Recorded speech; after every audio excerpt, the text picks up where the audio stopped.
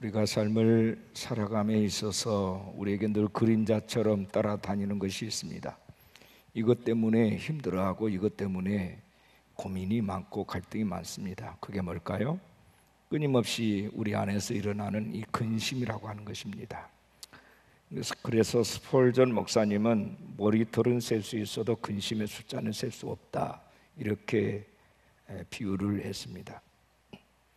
노벨 의학상을 받은 알렉시스 칼이라는 박사도 근심과 싸우는 방법을 모르는 사람은 일찍 죽는다라고까지 말을 할 정도입니다.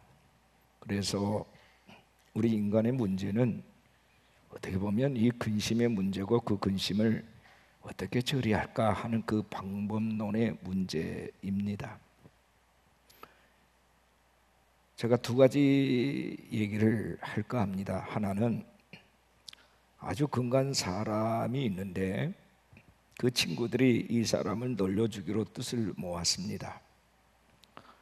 친구들은 번갈아 가면서 그를 만날 때마다 아주 근심스러운 표정으로 너 얼굴이 많이 수척해졌구나, 너 무슨 병이 있는 것 아니야 하고서 놀려댔습니다. 처음에는 한두 사람에게 이 소리를 들을 때는 대수롭지 않게 넘겼는데 그를 본 친구들마다 그런 소리 하니까 나중에는 정말로 그 사람이 점점 수척해지고 병이 들어가더라 하는 것입니다. 표정이 어두워지고. 두 번째 얘기입니다. 기차의 냉동칸에 갇혀있던 어떤 철도청 직원이 있었는데 그 냉동칸에서 7시간 후에 시체로 발견이 되었습니다. 이게 실제 있었던 일입니다. 냉동칸에 물건을 정리하러 들어갔다가 갇혀버린 그는 온 힘과 목청을 다해서 문을 두드리고 소리를 쳤지만 다들 퇴근한 이후인지라 소용이 없었어요. 새벽에 순찰하는 사람이 이 칸을 점검하기까지 아무도 그가 그 칸에 갇혀 있는지를 몰랐습니다. 순찰자가 냉동칸에 들어가 보니까 그는 이미 저체온증으로 죽어 있었습니다. 근데 이상한 것은 그 냉동칸은 전기 고장으로 며칠 전부터 전혀 작동이 되지 않고 있었다는 겁니다. 이 사람이 죽은 이유는 뭘까요? 냉동칸에 갇혀 있으니까 이제 몇 시간 후면 나는 얼어 죽는다라는 그 생각과 근심과 염려가 그를 죽인 겁니다. 고장난 냉동칸이에요. 죽을 이유가 없어요. 그런데 그 생각이 그를 죽게 만든 겁니다. 이 사람의 생명이라고 하는 것은 누구나 하나밖에 없는데, 그리고 이례적이고 제한적인데 이 생명을 잘 보존해야 될 가치가 우리에게 있는데 사실은 우리는 그렇지를 못하고 있다는 데 문제가 있습니다. 쓸데없는 걱정과 근심이 자신을 찌르게 되고 생명을 재촉을 합니다. 의외로 생명의 가치가 땅에 떨어진 시대에 우리가 살고 있어요. 그래서 많은 사람들이 너무 자기의 정체성에 자기의 의문을 가지고 있어요. 자존감이 너무 없어요. 나는 아무것도 아니고 살아야 할 의미와 가치도 없다 하면서 일찍 생을 포기하고 사는 사람들이 너무나도 많아요. 부모도 있고 가정, 학교, 직장, 사회 모든 사람들로부터 버림을 받았다고 생각하는 사람들이 너무 많아요. 똑같은 취, 똑같은 고난, 똑같은 상황, 똑같은 환경인데도 어떤 생각을 가지고 사느냐에 따라서 모든 상황이 달라져요. 그래서 잠언 23장 7절에 대저 그 마음의 생각이 어떠하면 그 인도 그러하다. 이 말은 그 사람이 생각하고 있는 것이 그 인생 그 자체다 하는 뜻입니다. 그러니까 긍정적인 생각과 도전적인 태도를 가지고 살면 다 극복할 수 있는데도 불구하고 사람들은 너무나도 부정적인 생각에 꽂혀 살아요. 나는 아무것도 할 수 없다, 나는 죽을 수밖에 없다, 죽을 것만 같다, 이렇게 너무 우울해해요. 그런 사람들의 미래는 밝지 않다는 겁니다. 왜요? 그렇게 스스로에 대해서 자기에게 주문을 걸고 그렇게 굳게 믿고서 그렇게 말을 하니 그의 인생이 창조적인 인생이 될 수가 없는 거지요. 여러분 기억하십시오. 무슨 일을 하든지 뒤로 물러서지 마시길 바랍니다. 최선을 다하고 창조적이고 긍정적인 생각을 하셔야 돼요. 사명을 마친 후에는 이렇게 말하십시다. 나는 다만 무익한 종이었을 뿐입니다. 그리고 할 일을 했을 뿐입니다. 오늘 본문의 말씀처럼 종의 고백은 언제나 그래야 돼요. 우리 한번 따라합시다. 무익한 종입니다. 우리 스스로에 대해서 우리는 하나님 앞에서 나는 무익한 종에 불과합니다. 이 정체성을 가져야 돼요. 그리고 모든 게, 이 의식이 있는 사람은 모든 게 감사한 거죠. 왜냐하면 무익한 나에게 베푸르신 하나님의 은혜가 얼마나 감사합니까? 이런 겸손함과 이렇게 열려진 마음을 가지고 사람들이 하나님 앞에 서야지, 하나님 앞에서 우리가 오만하거나 교만을 떨면 안 되는 것이에요. 우리가 왜 무익한 종일까? 몇 가지 그 이유가 있습니다. 종에게는 첫째, 주인이 없어요. 주인이 있어요. 나는 없고 주인만 있는 거예요. 본문 7절을 주목하십시오. 너희 중 누구에게 밭을 갈거나 양을 치거나 하는 종이 있어 밭에서 돌아오면 그대로 곧 와 앉아서 먹으라 말할 자가 있느냐? 여러분, 이 말씀을 비유로 했던 당시에는 주인과 종의 역할이 너무나도 뚜렷한 시대예요. 지금은 이게 애매모호해졌습니다만, 예수님은 당시 고대 중동의 주인과 종의 관계를 비유로 설명을 하시면서 종들이 주인에게 충성을 하고 그 결과에 대해서 보상을 기대하지 않는 것처럼 하나님의 일을 하는 주의 종들도, 우리들도 보상을 받기 위해서가 아니라 주인에게 예속된 자라는 그 의식이 분명히 있어야 한다는 겁니다. 보상이 없을지라도, 주인이 수고했다 여기 와서 밥 먹으라 하지 않아도 섭섭함이 없어야 한다는 것입니다. 무익한 종입니다. 다만 해야 할 일을 했을 뿐입니다는 생각을 가져야 된다는 겁니다. 율법적인 형식적 행위로 늘 하나님의 보상만을 바랐던 유대 지도자들에 대한 경고의 말씀이에요. 종은 어디에서나 일해야 됩니다. 종은 언제나 일을 해야 되고요, 주인이 시키는 대로 일을 해야 합니다. 밭을 갈라고 하면 밭을 갈아야 하고, 양을 치라면 양을 치고, 밭에서 돌아오라 하면 모든 것을 그대로 두고 돌아와야 그게 종입니다. 종은 몸도 시간도 계획도 전적으로 다 주인의 것입니다. 종은 밭에서 일하고 또 집에 돌아와서 또 집에서도 일해야 됩니다. 종은 쉴 수 있는 권리가 없어요. 주인이 쉬라고 할 때까지는 계속해서 일을 해야 되는 게 종입니다. 언제나, 그리고 평생 일해야 된다는 생각을 가지고 살아야 됩니다. 종은 일하는 마치 도구, 기계와도 같습니다. 일을 제대로 못하면 매를 맞고 버림받을 수도 있습니다. 오직 종에게는 충성만이 있을 뿐이죠. 이게 종이에요. 우리가 하나님 앞에서 종의식을 가져야 된다는 것은 바로 이러한 마음과 태도를 가져야 된다는 뜻입니다. 우리 모두가 이 시대의 하나님의 종들입니다. 우리가 하고 싶은 일이 아니라 하나님의 명령대로 순종해야 될, 하나님의 일을 하나님의 주문대로 해야 될 종들인 거예요. 하나님께서 그만하실 때까지 멈춰서는 안 됩니다. 계속해서 끝까지 묵묵히 해야 할 일을 할 뿐이에요.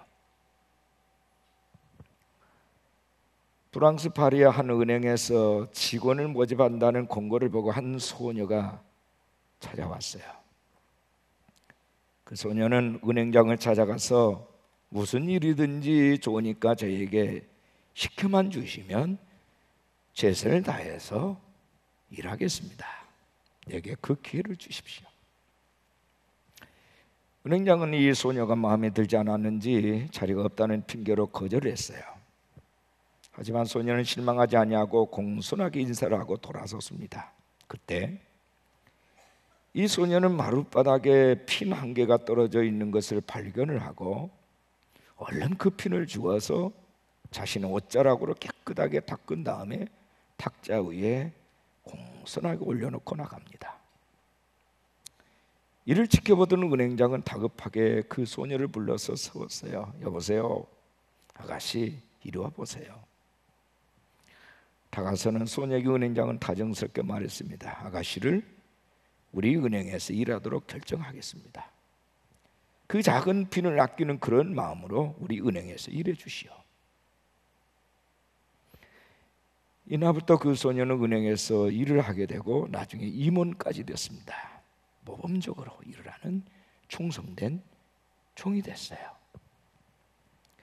우리의 삶에 있어서 진정으로 귀중히 여기야 할 것이 무엇일까?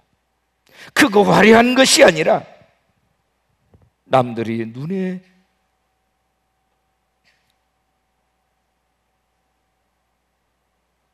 띄지 아니하는 지극히 소소하고 작은 것들이에요. 우리는 작은 것을 소중히 여길 줄 알아야 돼요.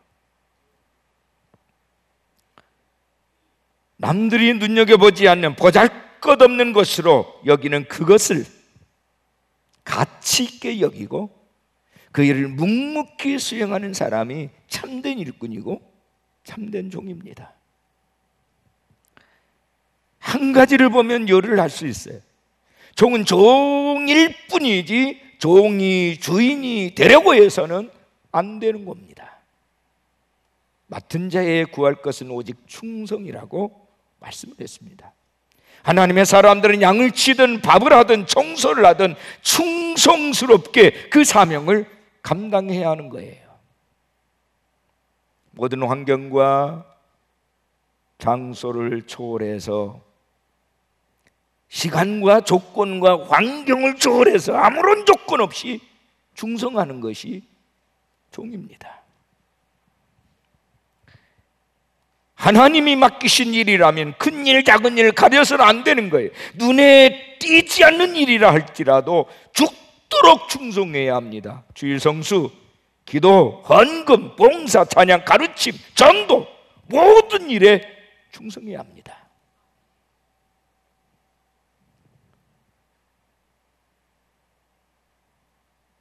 어제 토요일 날 제가 제 방에서 말씀 묵상하다가 잠깐 쉬기 위해서 우리 카페로 내려오는데 어느 한 여집사님이 화장실에서 청소를 하고 있었어요. 밖에서 제가 살짝 본 거예요. 제가 너무 감사하는 표정으로 목례를 했습니다.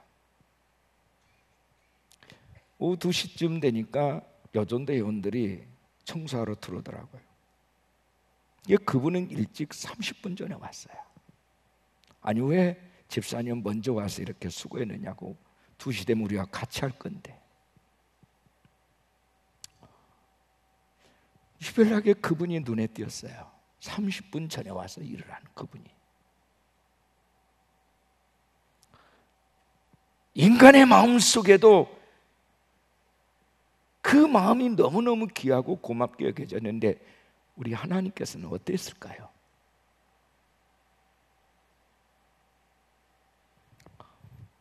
화장실 청소요, 사람들이 하기 꺼려하는 일입니다. 부엌에서 수고하고 일을 하는 거요, 사람들이 꺼려하는 일입니다. 그러나 제가 보기에는 그들이 하나님 앞에서 상이 더 클 거예요. 그렇지 않습니까?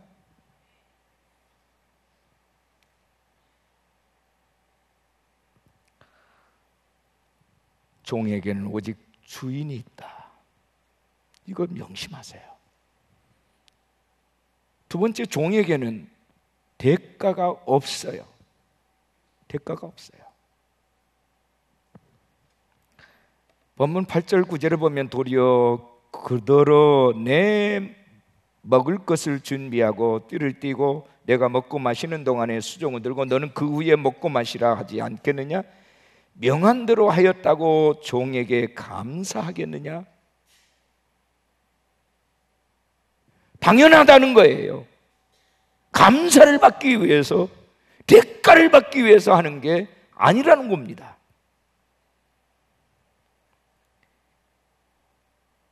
띠를 띠고, 여기 띠라는 것은 성실한 무장을 말하는 거예요. 항상 준비된 마음의 자세를 가지고 주인 옆에서 시종들기 위해서 옷을 간편하고 단정하게 차려입고서 항상 대기하고 있어야 돼요. 항상 띠를 띠고 있어야 돼요. 준비성입니다. 항상 준비되어 있어요. 쉬는 자세가 아닌 언제라도 섬기고 일할 수 있는 스탠바이가 되어 있는 자세예요. 군대에서 군복을 입고 자는 것을 가면이라고 말을 합니다. 5분 대기조들이 가면을 하죠. 언제든 출동할 수 있도록 철저하게 대비태세를 하고 잠을 잡니다. 군화도 벗지 않아요. 종은 주인이 먹고 마시는 동안에도 수종을 들어야 합니다. 주인이 쉬라고 하는 그 순간까지 일하고 또 일하고 끊임없이 수종을 들어야 돼요. 종에게는 일할 의무만 있지 쉴 권리가 없어요. 일 많이 했다고 자의적으로 쉬면 문제가 발생합니다. 종이 일했다고 주인이 되는 건 아닙니다. 종은 종일 뿐, 아들도 아니고 주인도 아닙니다. 종은 자기의 정체성을 분명히 알아야 합니다. 우리 가슴에 손 얹고 저 따라합니다. 나는 주님의 종입니다. 다시 한번요. 나는 주님의 종입니다. 아멘. 여러분, 지구상에서 가장 부성애가 강한 생물이 가시고기라고 하지 않습니까? 암놈이 알을 낳고 또 나면 순놈은 보름 동안 먹지도 자지도 않고서 짖느러미를 부지런히 움직여서 맑은 산소를 공급해서 새끼를 부화를 시킵니다. 사투를 다해서 예비의 진입을 막습니다. 새끼가 태어나면 새끼들 쪽으로 머리를 향하고 죽습니다. 그러면 새끼들은 죽은 나비의 살을 뜯어먹고 자랍니다. 그리고 그 새끼들은 여름이 되면 또 긴 여행을 떠납니다. 그 이듬해 보면은 이 가시고기는 나비가 그랬듯이 다시 그곳으로 돌아와서 부성애의 역사를 되풀이 합니다. 온전히 자식을 위해서 자기의 모든 것을 내어놓는 거예요. 이게 가시고기예요.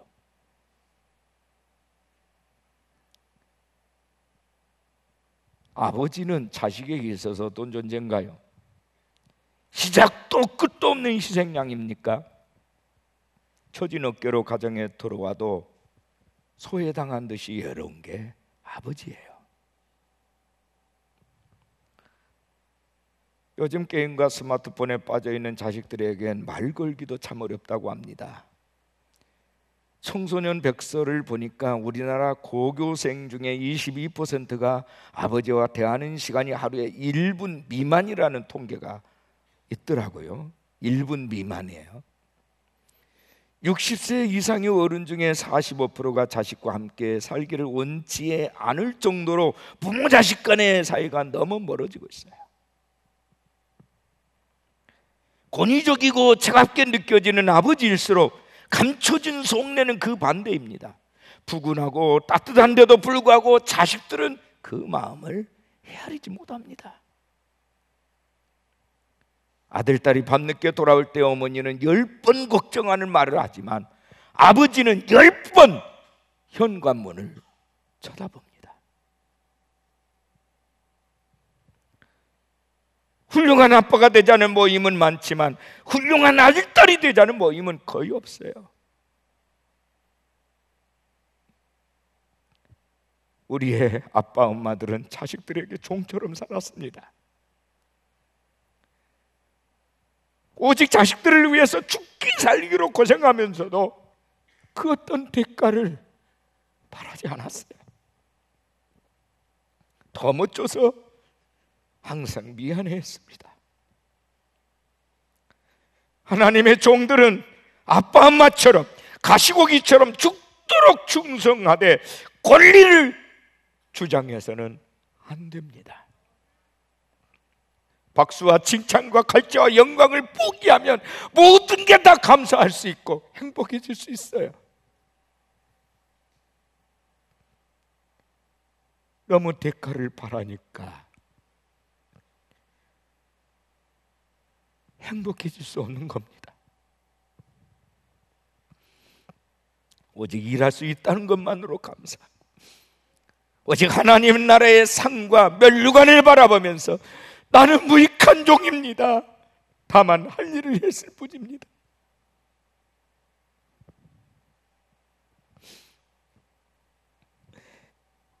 하늘나라 갈 때까지 이렇게 고백할 수 있기를 예수 이름으로 축원합니다. 우리 가슴에 손 한번 얹으십시다. 나는 무익한 종입니다. 나는 무익한 종입니다. 할 일을 했을 뿐입니다.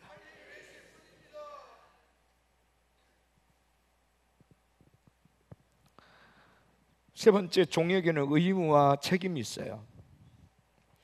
본문 10절에 이와 같이 너희도 명령받은 것을 다 행한 후에 이르기를 우리는 무익한 종이라 우리가 할 일을 한 것뿐이니라 할지니라.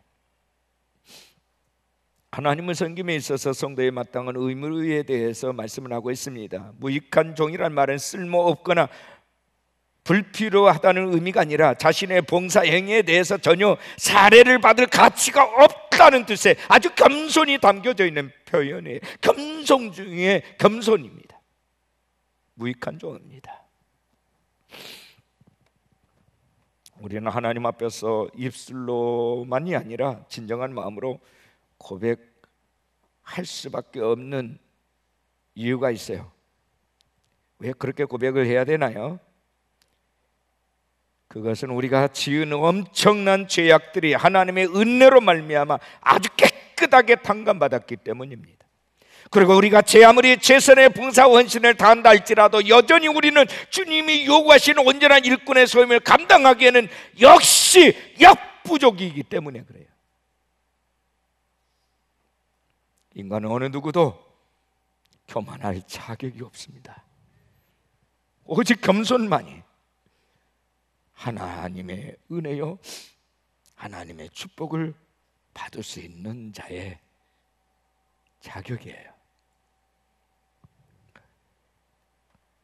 록펠러가 세계적인 부원 록펠러가 33세에 백만장자가 됐고 43세에 미국 최대 부자가 되었습니다. 53세에 세계 최대 갑부가 되었지만 행복하지를 못했다고 합니다. 55세에 그는 불치병으로 1년 이상 살지 못한다는 의사로부터 사형 선고를 받았습니다. 그가 최후 검진을 위해서 휠체어를 타고 가는데 병원 로비에 걸려있는 글이 눈에 들어왔어요. 주는 것이 받는 것보다 복이 있다. 사도행전 2장 35절 말씀이 눈에 들어왔어요. 주는 것이 받는 것보다 복이 있다. 그 글을 보는 순간 그 마음속에 전율이 일어나고 눈물이 났답니다. 선한 기운이 온몸을 감싸는 가운데 그는 눈을 지그시 감고 생각에 잠겼습니다. 나는 55년 동안 뭘 했나? 조금 후에 시끄러운 소리가 있어서 정신을 차리게 됐는데 병원비 문제로 다투는 소리가 있었어요. 병원 측에서는 병원비가 없으니 입원시켜줄 수 없습니다. 환자의 어머니는 우리 아이를 제발 살려달라고 울면서 통사정을 하는 그런 장면이었어요. 록펠러는 비서를 시켜서 그들의 병원비를 지불하고 누가 지불했는지 아무도 모르게 했습니다. 얼마 후에 은밀히 도와준 그 소녀가 기적적으로 회복이 되었다는 소식을 듣고 록펠러는 얼마나 기뻤던지 그는 그의 자서전에서 이렇게 그 순간을 표현하고 있습니다. 저는 살면서 이렇게 행복한 삶이 있는지를 몰랐습니다.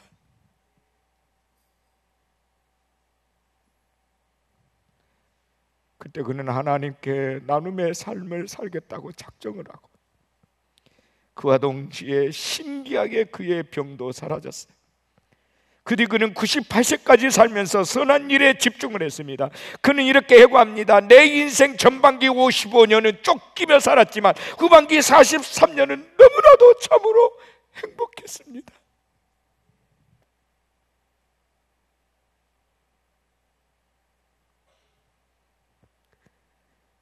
록펠러는 의학적으로 55세에 죽어야 했지만 하나님의 은혜로 98까지 살면서 43년의 보너스 인생을 살았어요. 베풀고 섬길 때 하나님이 주신 은혜와 하나님이 주신 선물이 더 커지는 거예요. 인간은 너무 약하고 작고 초라해요. 돈이 많고 권력이 있어도 인간은 먼지와 같습니다. 처음부터 죽을 때까지 겸손해야 돼요. 언제 어디서나 누구 앞에서나 어떤 경우에도 겸손해야 존경과 축복을 받을 수 있어요.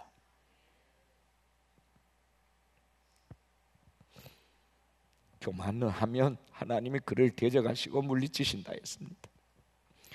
교만한 자를 깨뜨리시겠다고 말씀하셨어요. 교만해서는 모든 것이 한순간에 다 끝나요. 어떤 경우에도 절대적으로 우리는 겸손해야 돼요. 죽도록 충성하고 나는 무익한 종입니다. 다만 할 일을 했을 뿐입니다. 오른손이 하는 걸 왼손이 모르게, 왼손이 하는 거 오른손이 모르게 은밀하게 온유하고 겸손하게 섬겨야 해요. 사람들이 세상이 좀 형성되고 나이가 들면 한결같이 요구하는 것이 있다고 합니다. 그게 뭘까요? 명예입니다. 명예. 이것 때문에 그 인생 끝나고 종치고 병드는 거예요. 그럼 명예 원하세요? 국회의원이 되면, 지자체장이 되면 사회에 대해서, 백성에 대해서 봉사하기 위해서 하는 것이 아니라 명예 때문에 하는 거라면 그 인생은 불쌍한 사람이에요.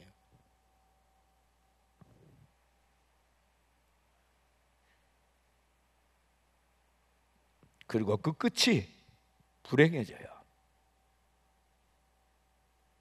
결과가 아름답지 못해요.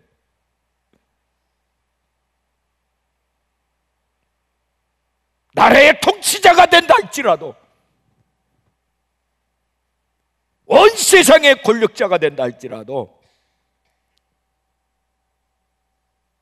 하나님의 종으로서 충실하지 않으면 불행해져요.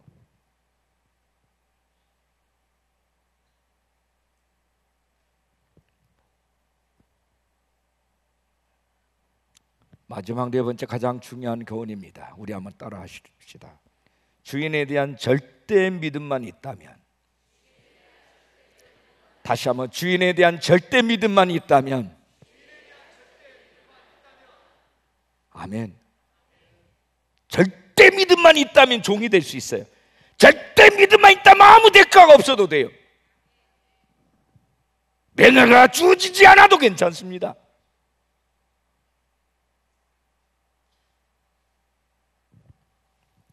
본문 6절 보세요. 주께서 이르시되 너희에게 겨자씨 하나일 만한 믿음이 있었더라면 이 뽕나무더러 뿌리가 뽑혀 바다에 심기우라 하였을 것이요 그것이 너희에게 순종하였으리라. 그리고 나서 종과 주인의 얘기를 하고 있어요. 그 먼저 믿음에 대한 겨자씨만한 믿음이 있다면 이 말씀을 하고서 비유를 하고 계세요. 우리에게 믿음을 더하여 주십시오라고 요청하는 제자들에게 주께서 대답하신 말씀에 겨자씨만한 믿음이 있다면 뭐든 할 수 있다. 이 산들어 들려 바다에 던지라 해도 그것들이 순종했을 것이다. 겨자씨는요 거의 눈에 띄지 않습니다. 담배씨처럼 아주 티끌 먼지에 불과해요. 그렇게 보이는 게 겨자씨예요. 유대인들이 흔히 볼 수 있는 씨앗 중에 가장 작은 씨앗이 겨자씨입니다. 예수님께서 하신 이 비유의 말씀을 유심히 우리가 살펴볼 필요가 있어요. 짐작컨대 사도들은 자신들에게 상당한 믿음이 있다고 생각을 했던 것 같습니다. 다만 충분하지 않을 뿐이라고 생각을 했어요. 요새 말로 2%가 부족하다고 생각한 것입니다. 그래서 그 부족한 분량을 채워달라고 요청을 했어요. 그러면 사랑할 수 없는 사람을 사랑하고 모든 고난을 이겨낼 것이며 하나님 나라를 위해서 헌신할 수 있을 거라고 믿었어요. 하지만 예수님의 판단은 달랐어요. 너희에게 겨자씨 하나만한 믿음이라도 있다면, 이 말을 뒤집어서 말하면 겨자씨만한 믿음도 너희에게는 없다, 그 말이에요.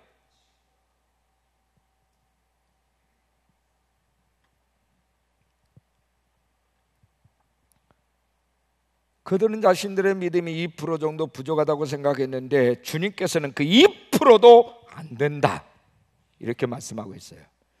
무엇을 보고 할 수 있습니까? 앞서 말한 종의식이 없었기 때문입니다. 종의식이. 진정한 종은 자신이 섬기는 주인에 대한 절대 믿음, 절대 확신이 있어야 돼요.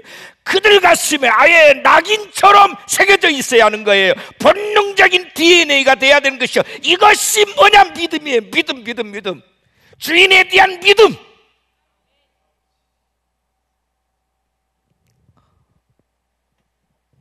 겨자씨만한 믿음, 복숭아씨도 아니고 겨자씨입니다. 즉히 작고 미천한 존재 겨자씨일지라도 그 안에는 생명이 들어있어요.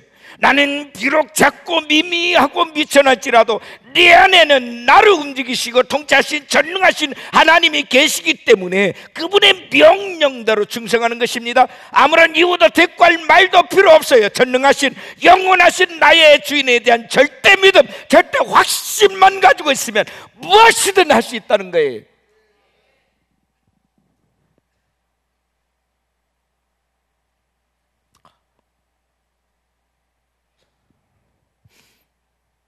절대 믿음이 절대 충성을 하게 하는 것이죠. 절대 믿음이 절대 순종을 하게 하는 것이죠. 본문의 교훈이 뭡니까? 믿음의 크기를 따지지 말라는 거예요. 믿음이 자라기를 막연하게 기다리지 말라는 뜻입니다. 그것은 마치 겨자씨를 손에 쥐고 자라기를 기다린 것처럼 어리석은 일입니다. 땅을 파고 그 겨자씨를 심으면 되는 거예요. 손에 쥐고 있으면 안 돼요.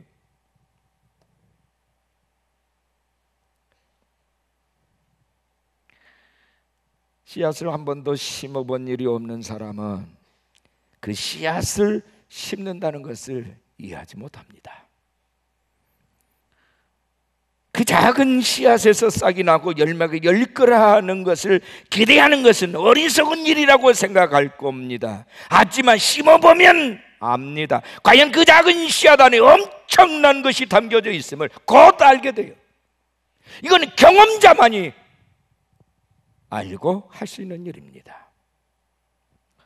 큰 믿음을 구하는 대신에 이미 내게 주신 그 작은 믿음을 활용하라는 말씀이에요. 겨자씨만한 믿음만 있어도 뽕나무더러 뽑혀서 바다에 심기라 명령하였을 것이고 또 그대로 되었을 것이라는 겁니다. 뽕나무가 뽑혀서 바다에 던지는 일 불가능해 보이는 일이죠. 하지만 믿음이라는 생명력을 가진 사람은 그 겨자씨만한 작은 믿음으로도 충분하다, 불가능한 일을 행할 수 있다, 그 뜻이에요. 믿음의 본질, 믿음의 속성이 달라지는 게 아닙니다. 그 활용하는, 믿음을 활용하는 사이즈가 다를 뿐이죠. 행함이 다를 뿐입니다. 순종이 다를 뿐입니다.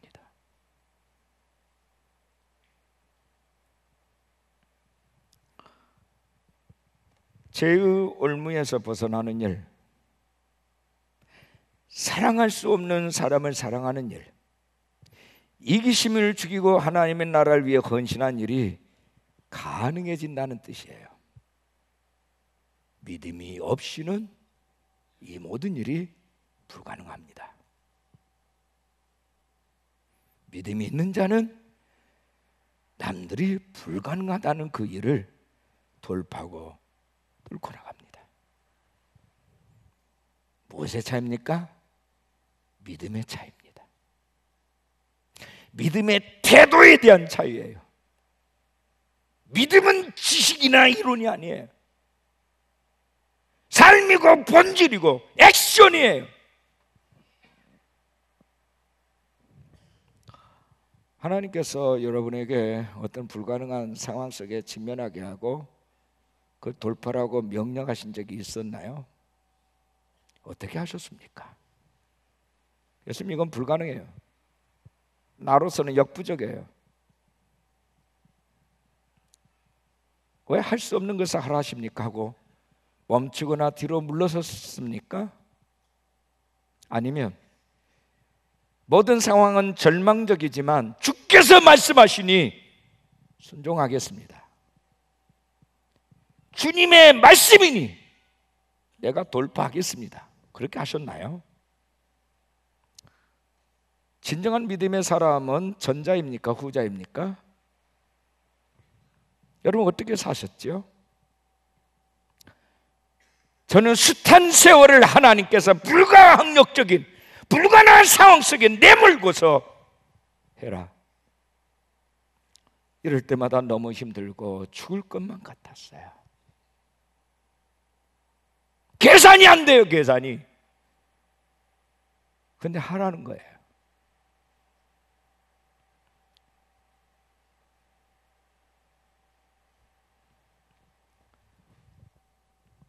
근데 순종을 했더니 하게 하셨고 언제나 결과를 좋게 하셨습니다. 할렐루야. 제가 남들보다 여러분들보다 유능하거나 똑똑한 사람이 아니에요.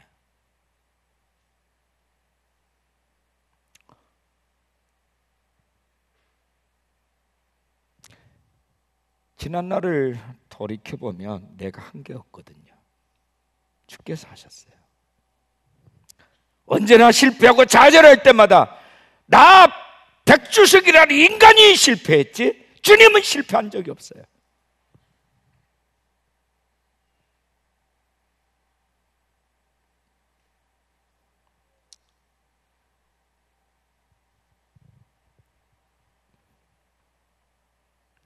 다시 한번 묻겠습니다. 여러분에게 이 믿음이 있으십니까? 여러분의 믿음은 어느 정도입니까? 오늘 우리가 사는 이 세대는 믿음 없음을 자랑하는 시대가 됐어요. 나는 절대로 하나님을 믿지 않는다라고 당당하게 말을 해요. 말하는 것이 마치 자기가 그만큼 똑똑하다는 뜻으로 말을 합니다. 그만큼 박식하다는 뜻으로 말을 해요. 이 세상에서 가장 무지한 사람이에요.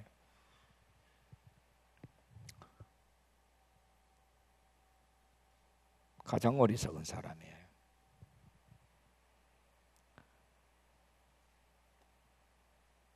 하지만 믿음에 눈을 뜬 사람은 더 큰 믿음을 가지고 싶어 합니다.